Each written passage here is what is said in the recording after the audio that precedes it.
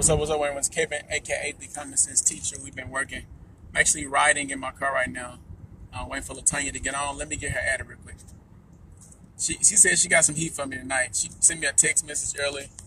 It was kind of she was very direct and said, I got something for you tonight, Cashflow King. I said, okay, bring what you got, bring what you got.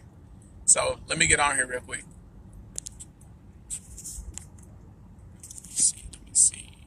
Let me see. All right, here she go. She already on here. She already on. Let me get her added.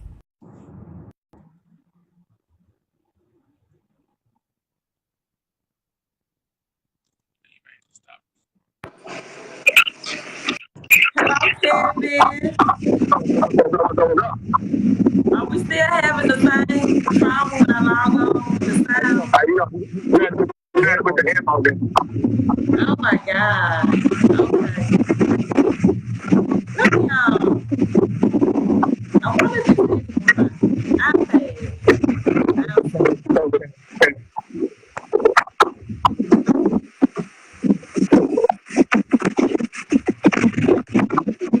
Kevin, you need to go all day. You said what now?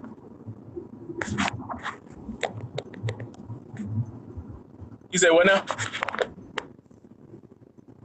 Can you hear me now?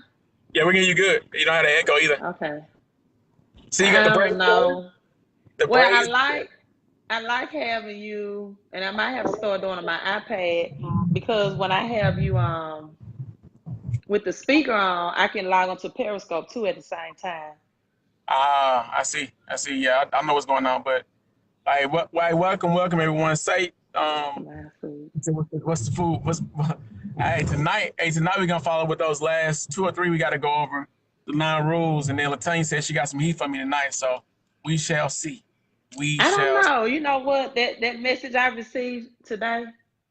Um, I don't know. I might take a different direction. So Oh, no, okay. I'm just saying. I mean, I really was gonna focus on credit, but I mean, after um after I received that message today, I don't know if I need to focus more on mindset, right?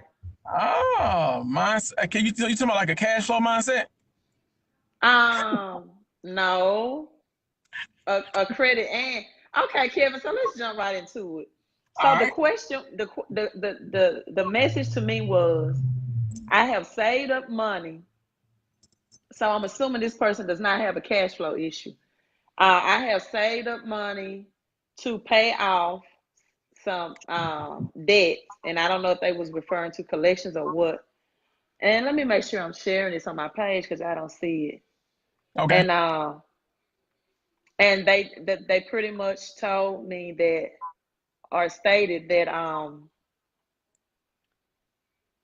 they wanted a way to where they can keep their money that they had and not necessarily pay down the debt. So I then asked, well, is this a debt that's in collection? Or is this just a regular debt that you have?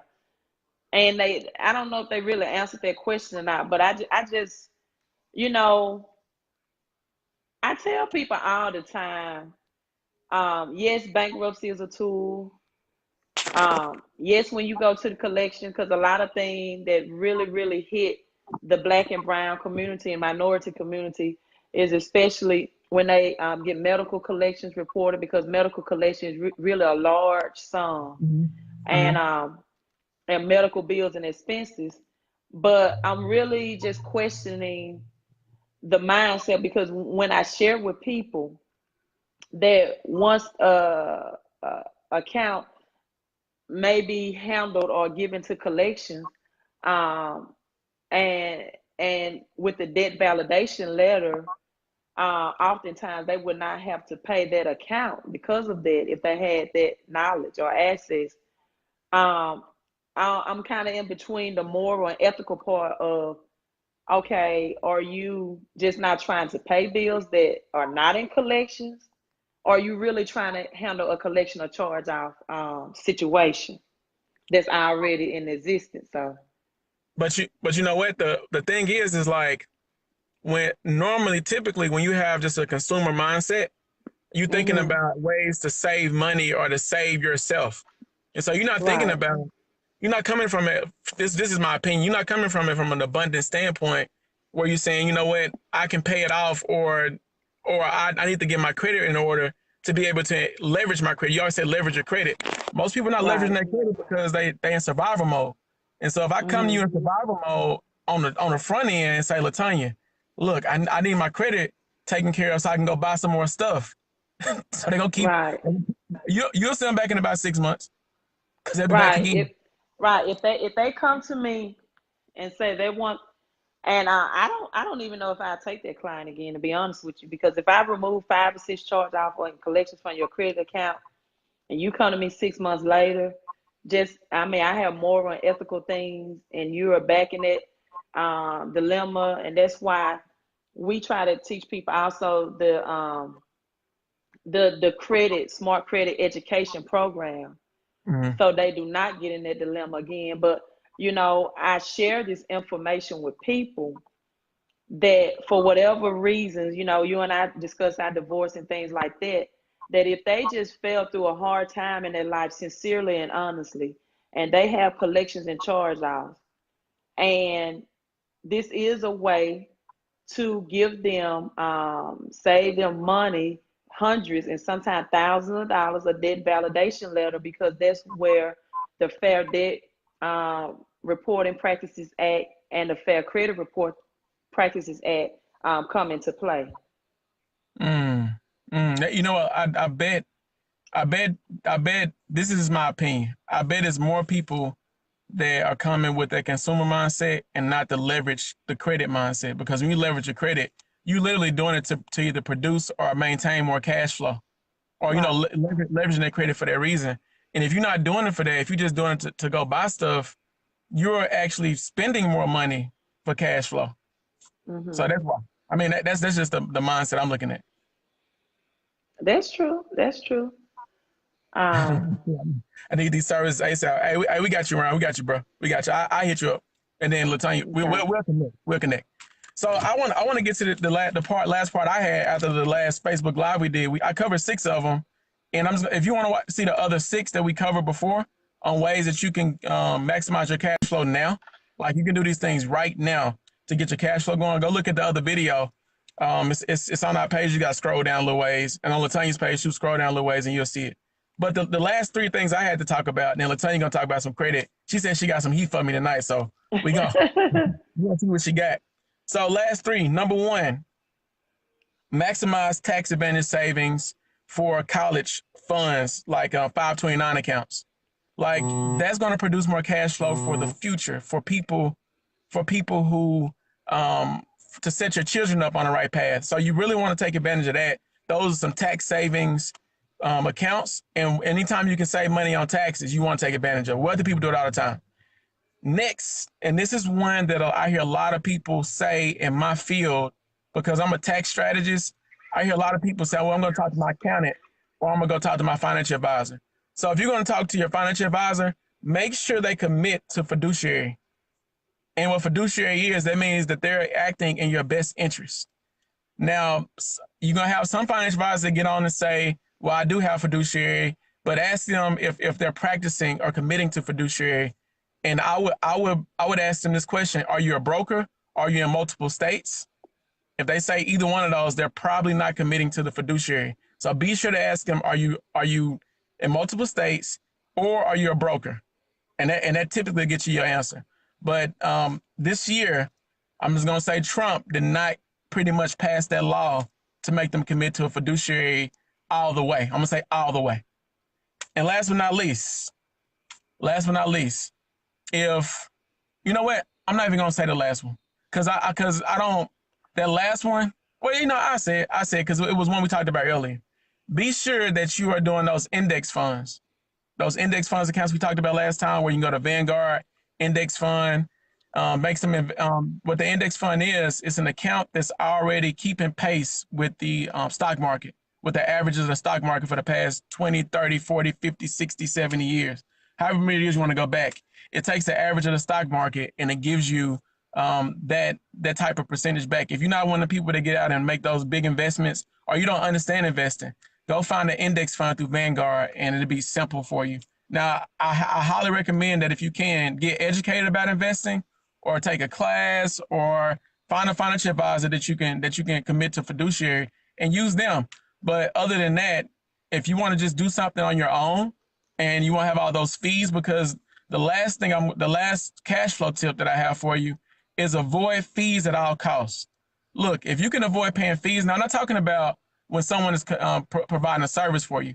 I'm talking about these checking account fees that you get, these overdraft fees that you got, that some people get. I've had them before. When you're going through a divorce, sometimes your cash flow be off. So I've had them before. Make sure that you don't pay as much extra fees, because that's taken away from your cash flow. So that's all I have, Latonya. So we've been waiting on your Well, heat tonight. Kevin, I really think that this is what I have for you. And Okay. you're speaking about index funds and everything, but I really want you to share with the people, because you're going to be here, Jackson, Mississippi, on Saturday, and I really want you to share with the people just something they like can do immediately. If they're telling you, Kevin, because we know there's only way to increase your cash flow is either spend less or increase more. And I want you to tell the people, without giving away your secret, how you help me and how you can help them if they saying, look, I can't even look down that far down the road of getting index funds, right? Or like with me, I do have a $28 a month uh, um, term life insurance policy that's $350,000 for my daughter. But what if some people are saying, hey, I'm living not paycheck to paycheck, but I'm paying last month's bills with this month's check. I've been there before. I've So been there before. I've been there before. I really been, and it's a reason why I call you the cash flow king, because I think, because Kevin, you and I are both educators, right? Mm-hmm. And it is no way in my mind that people will not opt out to your services if they didn't understand how tomorrow morning you can help them in their cash flow situation. Either if you get paid weekly, on a weekly basis, bi-weekly, or at least within 30 days. Because it is no way that we would still have 7 slots full if people really understand how you help do that. So I want you to elaborate on that before I get onto credit. Got you, got you. So I want to stick in two areas, and in these two areas, a lot of people, they hear it, but they don't really truly understand these two areas. Number one, you need to go and look at your habits and your behavior. Look at your spending habits. Maybe you spend the extra $3 to $5 to $10 a day that you like. How did I spend $50 extra this week? And I'm telling you, $50 a week over 4 weeks, and 4 weeks, that's $200 that you can have. So that's 200. Mm-hmm. Another thing that people don't do, that they don't protect their money from taxes. They don't have tax protection. And what I mean by tax protection is a form called the W-4 form. You can go look it up online. Go to www.irs.gov. Look at the W-4 form and revisit that form and fill it out correctly. All it takes you to do is to read it. You can put, anywhere between 200 to however much money back into your paycheck. And then another key to it is you have to have a strategy to go with that, because just correcting W-4 alone, it helps, but what adds fire to it is having a tax strategy behind it too. So I hope that all makes sense. I hope that's enough, because you got to come Saturday to get the inside stuff. Right. Right. And that's what I um tell people all the time, that, you know, with learning how, a lot of times they look at the paycheck and they say, wow, look at what the government is taking out of my check. Well, you tell the government what to take out by how you fill out and complete your W-4. And just Mm-hmm. that, hello, Josh, just that knowledge that you don't know, you're losing from 200, or like you said, you giving people $1,000 increase just by teaching them and implement that. And that's something that they can simply learn and turn in that new W-4 to their hello, Miss Tilton, to their human resources department, and have instant pay raise without getting a promotion, or without working overtime, or getting a Absolutely. second job. And Absolutely. so on the credit side, we know Dave Ramsey' philosophy is to pay cash, cut up your credit cards.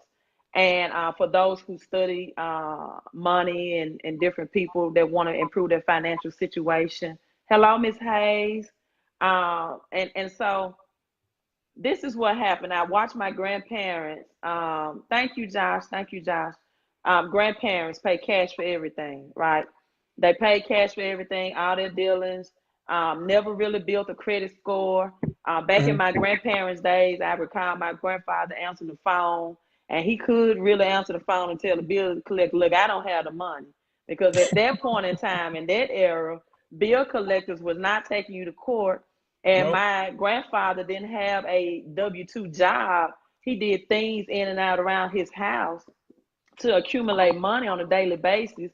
And so he didn't have any wage to garnish.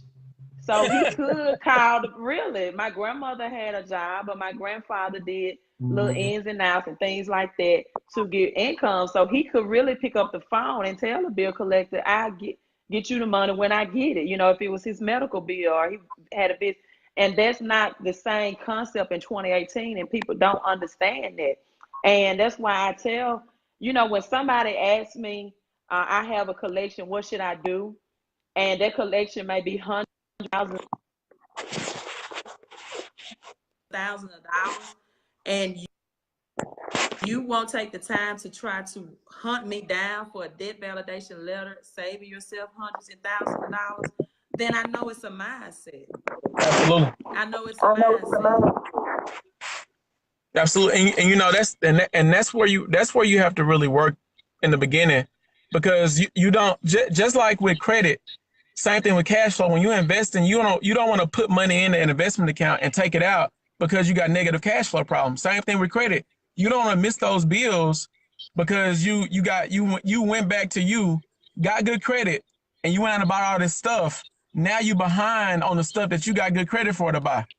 So, Mm-hmm. so it's the same thing with credit as an investing. You don't want to be putting in and taking out because you have a negative cash flow cycle.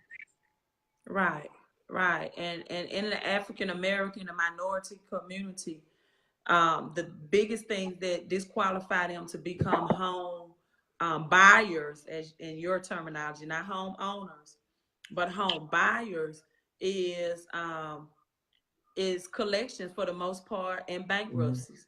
And I'm gonna be honest, I hear a lot about people say, "Well, white folks use bankruptcy, and we're just not learning about it." I don't have a problem with bankruptcy, just like when your collection services, because I think it's a great financial tool. But oftentimes the other race may have more things that are high value and asset included in their bankruptcy than you do. It's different. You Yeah, know, it's gonna be different. It's gonna be different. And you know what? We actually gonna talk about that at the conference. Talk about right? the history of capitalism as it relates to individual groups, because everyone in this country didn't experience the same amount of economic empowerment as other people, Mm-hmm. just based on race Right. alone. It's based on, so we're gonna talk about that because there's some people that literally started 2 and 3 miles behind when they were born, and other people were 10 miles ahead.